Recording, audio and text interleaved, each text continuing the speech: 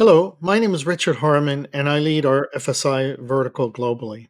Thank you for joining us today to discuss open banking and its transformative impact on financial services. With the shift towards securing data and sharing data with personalized services, open banking is reshaping the industry. With me, I have two great speakers. Could you please introduce yourselves? Yeah, sure. My name is Hector Arias. I am the retail banking global lead for Red Hat, and when I'm not traveling, I'm living in Madrid, Spain. Thank you for having me. Thank you. Hello, I am Monica Sasso, and I am Red Hat's Global Financial Services Digital Transformation Lead, and I am based in London.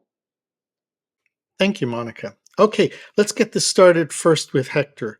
How is open banking changing the way that consumers interact with their financial institutions? Thank you. From the customer experience perspective, open banking means a different way to interact with banks. So bank customers can still obviously interact with their banks through their direct channels, so to the branches or digital channels in general, but also through third parties, through non-banks. And that means a really big change in the customer experience because nobody really knows how this is going to be in 10 years, but most probably most of the transactions from the customers with the bank will happen through third parties, through this open banking general context. And that obviously means a transformational move for banks because this API economy, because APIs are the technical way that makes open banking happen. This API economy blurs the separation lines between the industry and other industries. And that makes the banks, instead of working in the traditional value chain, to work in a more complex ecosystem with many technical and risk management implications. Excellent, excellent. Monica, data security is a top concern in open banking. What steps can banks take to ensure the safety and security of their data while ensuring secure data sharing with third parties? So, this is where there are many crossovers with the varying operational resilience regimes around the world at the moment, because security is a huge part of operational resilience. So, I'm kind of going to come at this from three different lenses, Richard, rather than just talking about securing the actual channel of the data passing between the bank, as Hector was talking about. Um, and I think in threes anyway. So it is worth noting that financial services organizations have done and will continue to have to do a huge amount of due diligence on the code base of their supply chain as regulations around cybersecurity kick into higher gear, whether that be NIST 2 or NIST, or even elements of PSD2 and PSD3, and then the regulations in the US and Latin America around open banking all include elements of cybersecurity.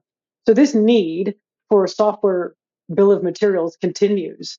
And this means, but also on the other hand, this also means that if vulnerabilities such as Log4j would have been much more manageable if software bills of materials or SBOMs were more prevalent, and if this sort of compliance bit around that was automated. So that's kind of the first lens I look at it, which is almost like the behind the scenes of the open banking element.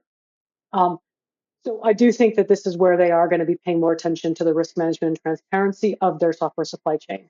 The second one, I think, is on the trustworthiness of suppliers, right? So who they partner with, who they expose their data to. Obviously, that's up to us as consumers to decide, but also it's up to the banks and the firms with who they want to work with and who they trust, and also how those relationships are managed from a third and fourth party risk point of view.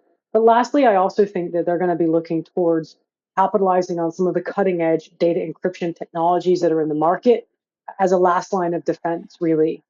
There's so many encryption technologies out there. We've got loads of partners in our ecosystem. We're working on building this out with other partners in our ecosystem because it's such an interesting and an interesting area that's going to continue, I think, to grow and be required for all use cases. No, excellent, excellent. So, back to you, Hector. From a competitive standpoint, what advantages does open banking offer financial institutions? And how can they leverage these to differentiate themselves in the marketplace? Sure, thank you. So I differentiate different shapes of open banking. The first one could be the regulatory open banking. That is what regulators in many places, many countries in the world are pushing, like that, and moving the economies and the financial services sector towards an open economy that is going to take some years. But this is like Monica just mentioned PSD2, Open Bank in the UK, and some others. And those regulations bring opportunities indeed connected to data portability. So if you're a bank and you leverage the open banking system, you can leverage what the data that other customers have in other banks to do the KYC, to assess customer risk and personalized prices and so on. This is an opportunity itself.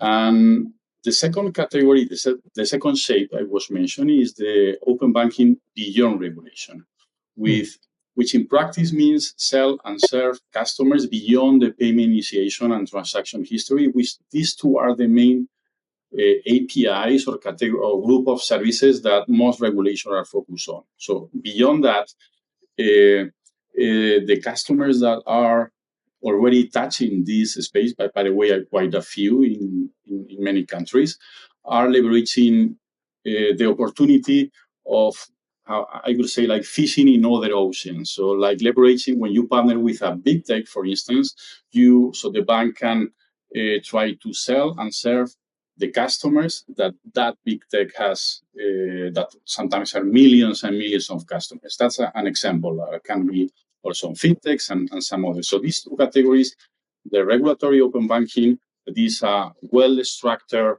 and relevant business opportunity, and the open space of the open banking beyond regulation that is going beyond what the step that regulators are mandating, but going towards the final, the photo finish of the open banking that indeed is going to happen in some years.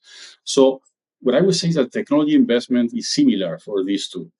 So I think that it is worthy to obviously do the regulatory open banking, but also picking or choosing some of the interesting use cases for banks that can be experimented from the business, technology, and operational standpoint to try to learn for the future and take a good position for a leading role in the open banking, in the API economy.